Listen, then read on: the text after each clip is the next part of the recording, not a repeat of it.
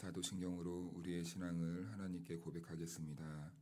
나는 전능하신 아버지 하나님 천지의 창조주를 믿습니다. 나는 그의 유일하신 아들 우리 주 예수 그리스도를 믿습니다. 그는 성령으로 잉태되어 동정녀 마리아에게서 나시고 본디오 빌라도에게 고난을 받아 십자가에 못 박혀 죽으시고 장사된 지 사흘 만에 죽은 자 가운데서 다시 살아나셨으며 하늘에 오르시어 전능하신 아버지 하나님 우편에 앉아 계시다가 거기로부터 살아있는 자와 죽은 자를 심판하러 오십니다. 나는 성령을 믿으며 거룩한 공교회와 성도의 교제와 죄를 용서받는 것과 몸의 부활과 영생을 믿습니다. 아멘. 찬송가 370장 주 안에 있는 나에게 찬송하겠습니다.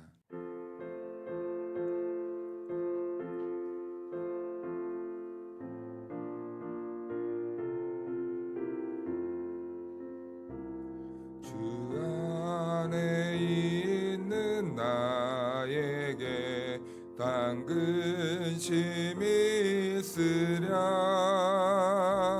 십자가 밑에 나가 내 짐을 풀었네. 주님을 찬송하면서 할렐루야 할렐루야 내 앞길 멀고 엄해도 나 주님만 따라가리. 그 두려움이 변하여 내 기도 되었고 전날의 한숨 변하여 내 노래 되었네. 주님을 찬송하면서 할렐루야 할렐루야 내 앞길 멀고 엄해도 나 주님만 따라가리. 내 주는 자비하셔서 늘 함께 계시고 내 궁핍함을 아시고 늘 채워주시네. 주님을 찬송하면서 할렐루야 할렐루야 내 앞길 멀고 엄해도 나 주님만 따라가리. 내 주와 맺은 언약은 영불변하시니 그 나라 가기까지는 늘 보호하시네. 주님을 찬송하면서 할렐루야 할렐루야 내 앞길 멀고 엄해도 나 주님만 따라가리. 오늘 우리에게 주신 하나님의 말씀은 고린도전서 7장 8절에서 15절 말씀까지입니다. 한 절씩 교독하겠습니다. 내가 결혼하지 아니한 자들과 과부들에게 이르노니 나와 같이 그냥 지내는 것이 좋으니라.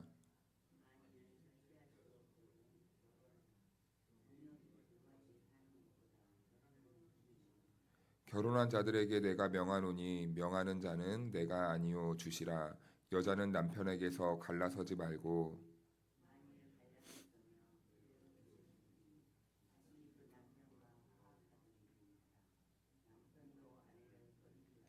그 나머지 사람들에게 내가 말하노니 이는 주의 명령이 아니라 만일 어떤 형제에게 믿지 아니하는 아내가 있어 남편과 함께 살기를 좋아하거든 그를 버리지 말며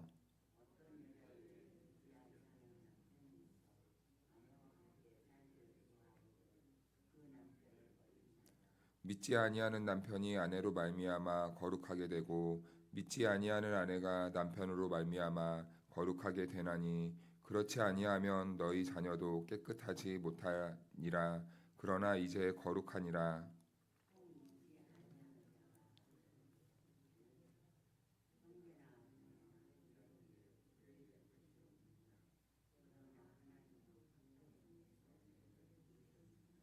아멘. 할렐루야. 네, 하나님의 은혜와 평강이 우리 모두에게 함께하기를 주님의 이름으로 축복합니다. 네, 사실은 오늘 이 결혼에 관한 이 장은 7장은 요즘 시대와 같은 이 다양한 가족 구성원을 이루고 있는 성도들에게는 한편으로는 매우 불편하기도 하고 그리고 어려운 말씀일 수도 있습니다.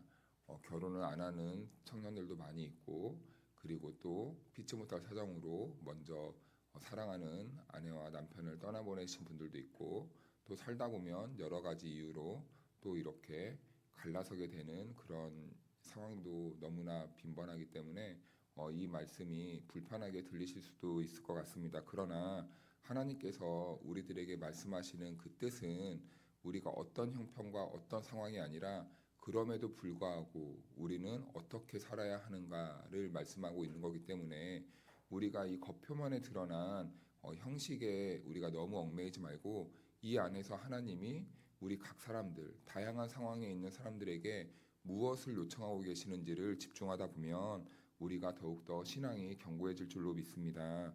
우리가 살다 보면 그리고 신앙생활을 하다 보면 누구나 한 번쯤은 원하든 원하지 않든 이런 모습을 겪게 돼요. 결혼을 할 수도 있고 그리고 결혼을 하지 않을 수도 있고 그리고 혼자가 될 수도 있고 그리고 혹시 원치 않지만 이렇게 혼자가 되는 그런 삶의 자리를 경험할 때도 있습니다. 그래서 이런 상황 속에서 각자의 삶을 해석하는 경우가 있어요. 그런데 결혼을 한 사람들도 결혼 생활을 하다 보면은 그 여러 가지 이제 뭐 배우자를 통해서 깊은 이런 절망에 빠지게 되면 하나님 왜 저에게 이런 시련을 주십니까? 왜 저에게 저런 원수 같은 사람을 만나게 하셔서 이런 일을 겪게 하십니까? 라고 이렇게 어, 이유를 묻기도 하고 또 나이가 많이 들어서 결혼을 하지 못하는 사람들은 왜 나는 결혼도 하지 못하고 이런 젊은 시기를 그냥 보내야만 하는가라는 이 절망에 빠지기도 하고 그리고 또 먼저 사랑하는 이를 떠나보낸 분들은 왜 나에게 이런 아픔을 주시는가 또 여러 가지 환경으로 피치 못하게 이렇게 서로 다시 각자의 삶을 살아가야 되는 그런 현상을 겪는 분들도 각자의 자리에서 왜 나에게 이런 일이 벌어졌는가 하고 이렇게 그것을 하나님께 묻고 인생을 해석하려는 그런 분들이 있습니다. 특히 이 사별이나 그리고 각자의 삶을 다시 살아가는 분들에게는 어, 이러한 질문을 어쩌면 더 깊은 상처로 또 다가올 수도 있을 것 같습니다. 이것이 하나님의 뜻인가? 아니면 내가 지금까지 삶을 잘못 살아온 그 결과인가? 라고 이렇게 오해된, 왜곡된 질문을 할 때가 있다는 것이죠. 특히 기독교 안에서는 더 그런 것 같습니다. 우리 기독교 안에서는 혼자 된다는 거에 대해 결혼을 했다가 다시 혼자 된다는 거에 대해 굉장히 이런 수치스럽게 바라보거나 이런 좀 죄악시 여기는 그런 경향들이 있어요. 이것은 매우 독선적이고 이기적이고 잘못된 신앙관이라는 겁니다. 하나님은요 절대 어떠한 성도들에게 일어나는 현상을 통해서 수치를 주시는 분이 아닙니다. 하나님은 우리를 조금이라도 더 사랑하시며 사랑하셨지 우리들에게 수치를 주시는 분은 아니다라는 거예요. 그래서 우리 사람들이 만들어 놓은 기준 때문에 내가 겪고 있는 이 상황을 수치스럽게 여긴다거나 죄악시 생각할 필요가 없다라는 겁니다.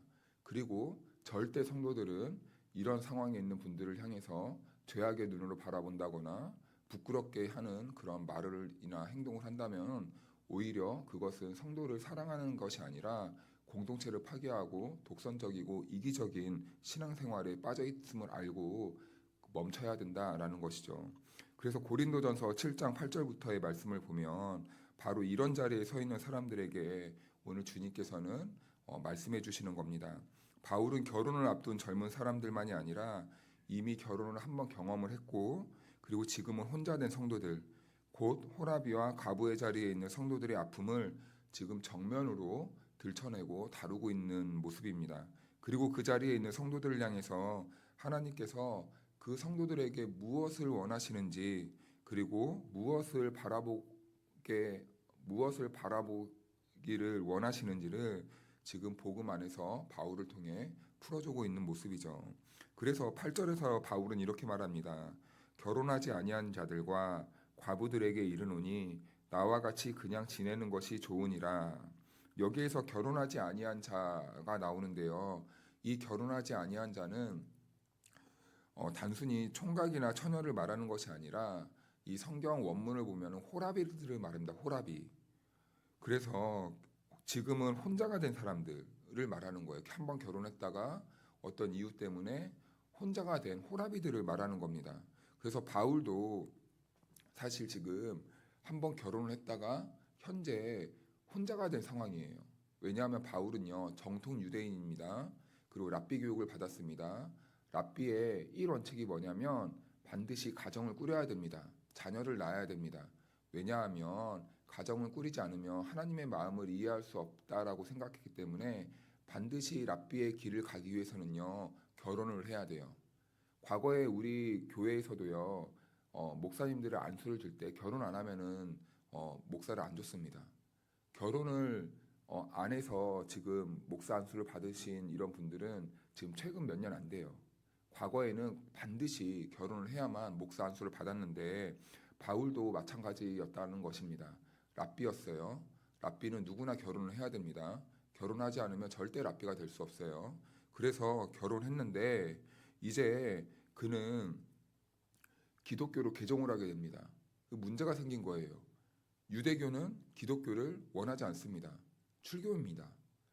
그래서 바울은 출교의 위기에 놓인 거예요. 자, 그러면 이제 가정의 문제가 걸리겠죠. 바울은 이제 선택을 해야만 합니다. 가족을 끌고 나오든지 아니면은 그 가정과 갈라서든지 아니면은 복음을 포기하든지. 자, 이럴 때 만약에 자기와 같이 이 출교를 당하게 된다면 가족들의 삶은 어떻게 되겠습니까? 망하는 거예요. 쫓기는 겁니다. 위험해지는 겁니다. 그리고 아마 가족도 원하지 않았을 겁니다. 왜냐하면 바울은 지금 이단이거든요. 유대교 입장에서 볼 때는 절대 바울이 이런 행동을 하면 안 됩니다. 그러니까 바울은 자연스럽게 갈라질 수밖에 없었어요. 왜냐하면 바울은 복음을 포기할 수 없었거든요. 다메섹 도상에서 만난 그 예수님을 포기할 수 없었습니다. 그래서 바울은 복음을 선택하죠. 그래서 이 바울은 이 문제를 다루면서 단순히 이론적으로만 다루는 것이 아니라 자신이 경험한 것을 토대로 성도들에게 하나님의 뜻을 전하고 있는 모습이죠. 그리고 바울은 이 말씀을 할 때 매우 조심스럽게 전하고 있어요.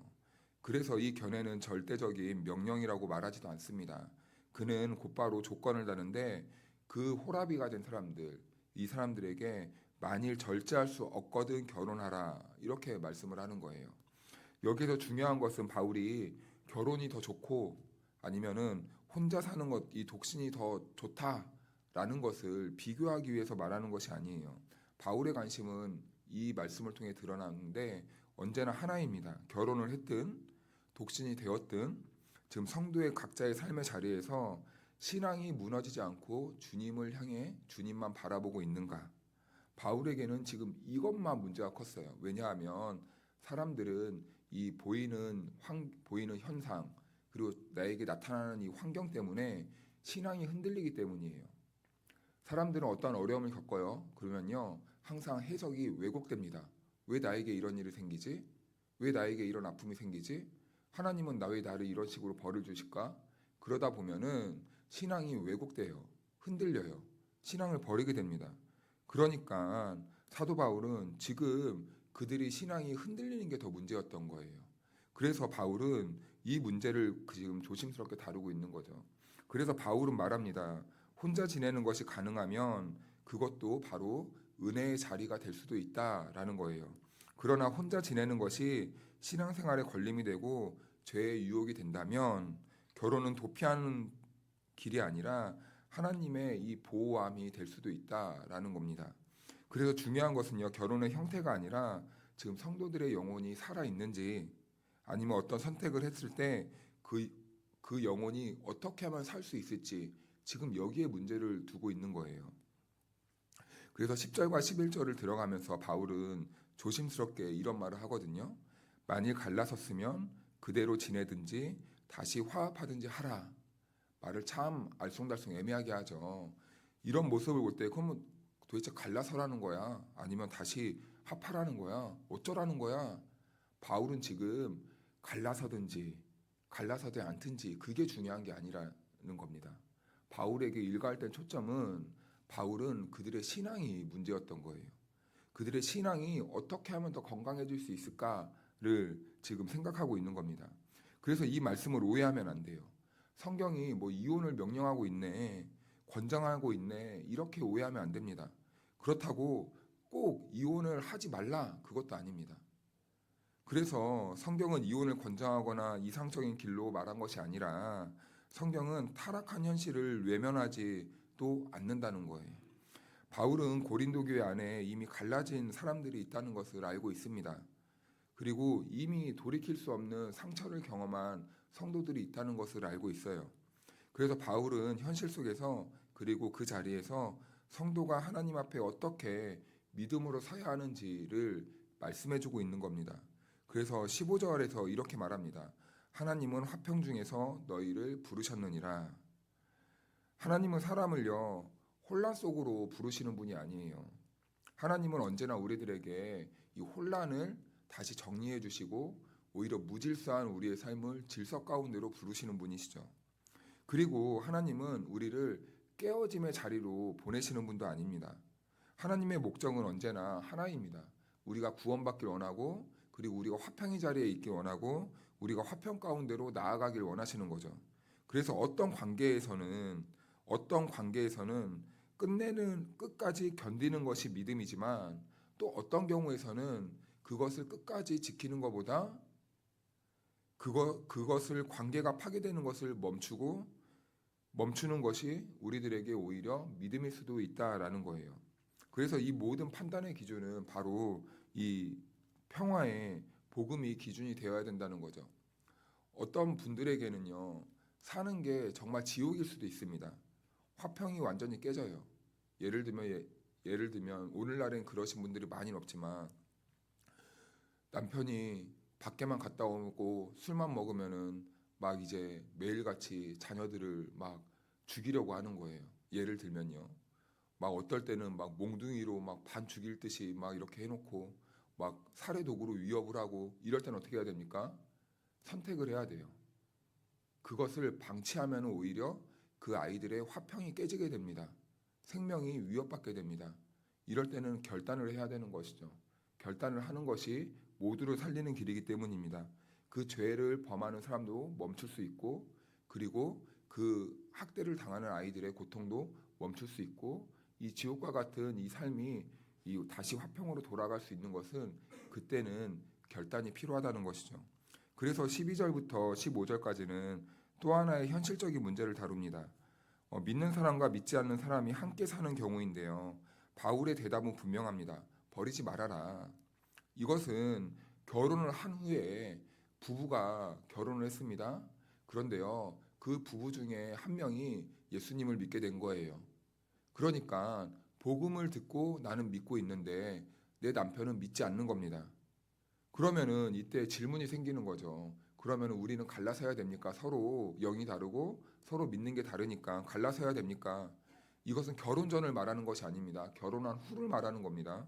당연히 결혼 전에는 믿음의 사람을 만나기 위해서 기도하고 그렇게 길을 가야죠. 그런데 서로 믿지 않았는데 둘 중에 한 명이 먼저 믿게 됐어요. 그럴 때는 어떻게 해야 됩니까? 그랬을 때는 갈라서지 말아라 라고 하는 거예요. 그러나 동시에 바울은 또 말해요. 믿지 아니하는 자가 갈리거든 갈리게 하라. 믿지 아니하는 자가, 믿은 사람이 아니라 만약에 상대방이 내가 믿은 것으로 인해서 이혼을 원한다면 갈라서라 라고 이렇게 말하고 있는 거예요.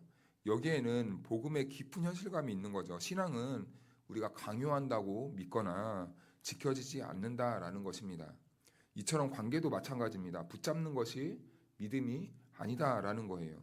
하나님께 맡기는 것이 믿음일 때도 있다는 겁니다. 그래서 바울은 마지막에 다시 말합니다. 형제나 자매나 이런 일에 구애될 것이 없느니라. 너무 거기에 얽매이지 말아라 라고 하는 거예요. 이 말은요, 버림받은 사람을 정죄하지 않겠다는 선언입니다. 혼자가 된 사람에게 하나님께서는 죄책감을 덮어씌우지 않겠다는 거예요. 고린도전서 7장을 읽다 보면요, 한 가지가 분명해지게 됩니다. 하나님은 결혼을 했느냐, 그리고 혼자를 먼저 묻지 않는다는 거예요. 하나님은 우리가 내가 있는 자리에서 그리고 어디를 향해서 살고 있느냐, 그것을 보시고 있는 분이죠. 사별을 경험했든지 아니면 원치 않게 갈라지게 되었든지 아니면은 부득이하게 평생을 독신의 자리에 있든지 아니면 결혼을 했든지 하나님은요, 어떠한 삶도 지금 실패로 규정하지 않고 있는 분이세요. 우리가 세상에서 어떤 일을 당해도 하나님은 우리를 실패했거나 낙오자로 찍지 않으십니다. 오히려 그 자리에서 하나님은 우리를 다시 성도로 부르는 거예요.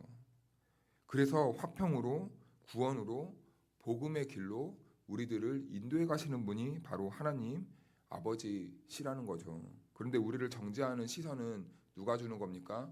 사탄이 준다는 겁니다. 하나님은 결코 우리가 혼자가 되었든 아니면 살다가 갈라졌든 그것을 우리들에게 죄악시 여기지 않는다는 거죠. 그리고 우리도 그런 왜곡된 시선을 버려야 된다라는 겁니다. 그래서 오늘 새벽에 우리에게 남겨진 질문은 이거입니다. 나는 지금 어떤 자리에 서 있는가? 이것이 아닙니다. 내가 지금 어떤 상태에 있는가? 이게 아니에요. 나는 이 자리에서 그럼에도 불구하고 주님을 바라보고 주님을 향해서 내가 믿음의 길을 걸어가고 있는가라는 겁니다. 결혼이든 독신이든 그 모든 삶의 자리에서 하나님은 여전히 우리를 붙들고 계시고 우리는 그 하나님을 향해서 한 걸음 한 걸음 믿음으로 나아가야 된다는 거죠. 그리고 그 자리에서 우리가 있는 자리에서 우리를 통해서 누군가를 살리고 그리고 우리 자신을 더 깊이 하나님의 형상으로 하나님께서는 우리를 빚어가시는 분이다는 겁니다. 세상이 우리를 바라보는 시선은 중요하지 않습니다.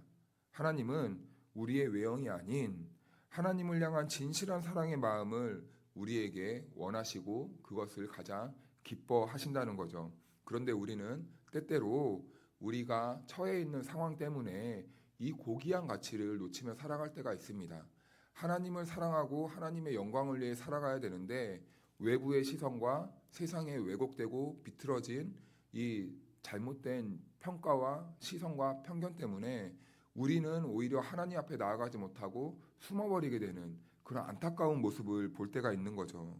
그러므로 사랑하는 여러분, 우리가 어떤 형편이든 어떤 상황이든 지금 어떤 자리에 있든 누구와 어떤 관계를 맺고 있든 그게 중요한 게 아니라 오늘은 각자의 자리에서 오직 주님만 바라보고 주님만을 위해 한 걸음 한 걸음씩 걸어갈 수 있는 저와 여러분들이 되어야 되겠다는 겁니다. 그래서 오늘 하루도 주님이 주신 이 복된 하루를 잘못된 시선 때문에 우리가 상처받지 마시고 잘못된 말들에 우리가 속지 마시고 우리를 그럼에도 불구하고 이끄시고 우리를 주님 품으로 인도하시는 그 하나님의 음성에 따라 오늘도 기쁨과 평안 넘치는 하루가 될 수 있기를 주님의 이름으로 축원합니다. 기도하겠습니다. 자비로우시고 위로의 하나님 아버지, 우리의 삶의 자리를 가장 잘 아시는 주님 앞에 이 아침 우리가 섭니다. 우리가 어떤 상황에 있든지 하나님께서 우리 각 사람을 여전히 붙드시고 하나님의 품으로 부르고 계심을 믿습니다. 혹시 마음에 남아있는 상처와 외로움이 있는 성도들이 있다면 주님의 따뜻한 손으로 만져주시고 수치와 두려움 대신 하나님의 평안으로 이 시간 채워 주옵소서. 우리의 삶을 실패로 규정하지 않으시고 그 자리에서 다시 일으키시는 은혜를 보게 하여 주옵소서. 주님, 우리가 어떤 형편에 있든지 그 자리에서 주님을 더 깊이 신뢰하고 신뢰하게 하시고 화평의 길을 선택하며 복음의 방향으로 걸어가는 복되고 복된 우리의 발걸음이 되도록 인도하여 주옵소서. 하나님, 특별히 이 새벽에 나온 성도 한 사람 한 사람의 삶을 기억하여 주시고 그들의 가정과 미래와 걸음을 주님의 선한 손에 맡겨드립니다. 오늘 하루도 우리의 시선이 사람의 평가가 아니라 주님을 향하게 하시고 주님의 사랑 안에서 담대하게 살아갈 수 있도록 인도하여 주옵소서. 감사를 드리며 예수님의 이름으로 기도하옵나이다. 아멘.